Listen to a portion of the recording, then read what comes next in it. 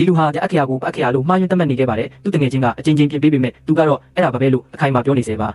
အဲ့ဒီချိန်မှာအနာကလူတွေကသူတို့နှစ်ယောက်အငင်းပွားနေတာကိုသတိထားမိပြီးအားလုံးဝိုင်းရှင်းပြကြပေမဲ့ဒီလူကတော့မယုံမဲလို့ပဲစက်မြင်နေခဲ့ပါတယ်ဒီဖြစ်ကိုမြင်တဲ့အမျိုးသမီးတစ်ယောက်ကဆရာဝန်ကိုခေါ်လာခဲ့ပါတယ်လူနာရုံးကံမနေစေဖို့ဆရာဝန်တွေကသူ့ကိုချီနှောင်ထားပြီးခန္ဓာကိုယ်စစ်ဆေးမှုအမျိုးမျိုးပြုလုပ်ခဲ့ကြပါတယ်ဒါပေမဲ့သူ့ရဲ့ရှာနဲ့အုံနောက်မှာဘာပြဿနာမှမတွေ့ခဲ့ပါဘူးဒါကြောင့်ဆရာဝန်ကရှည်လျားတဲ့စစ်ဆေးရေးကိရိယာကိုအသုံးပြုပြီးအသေးစိတ်ထပ်မံစစ်ဆေးလိုက်ရာနောက်ဆုံးမှာအကြောင်းရင်းကိုရှာတွေ့ခဲ့ပါတယ်သူ့ရဲ့မျက်လုံးဟာမျက်နှာတွေကိုအလိုလျောက်အကွေးပုံစံအဖြစ်ပြောင်းလဲမြင်နေတဲ့ယောဂဖြစ်နေတာပါအဲ့ဒါကြောင့်သူ့မျက်စိထဲမှာအခေယာကအခေယာလိုမြင်နေရတာဖြစ်ပါတယ်ဆရာဝန်ကအထူးမျက်မှန်တစ်စုံပေးလိုက်တဲ့အခါမှာသူဟာအခေယာကိုမှန်မှန်ကန်ကန်မြင်နိုင်သွားခဲ့ပါတယ်ဒါပေမဲ့အဲ့ဒီအချိန်မှာပဲဘရင်ရဲ့ယထာလဲရောက်လာပြီးဘရင်ကိုယ်တိုင်လည်းကိုဘာလို့မှားမြင်နေခဲ့ပါတယ်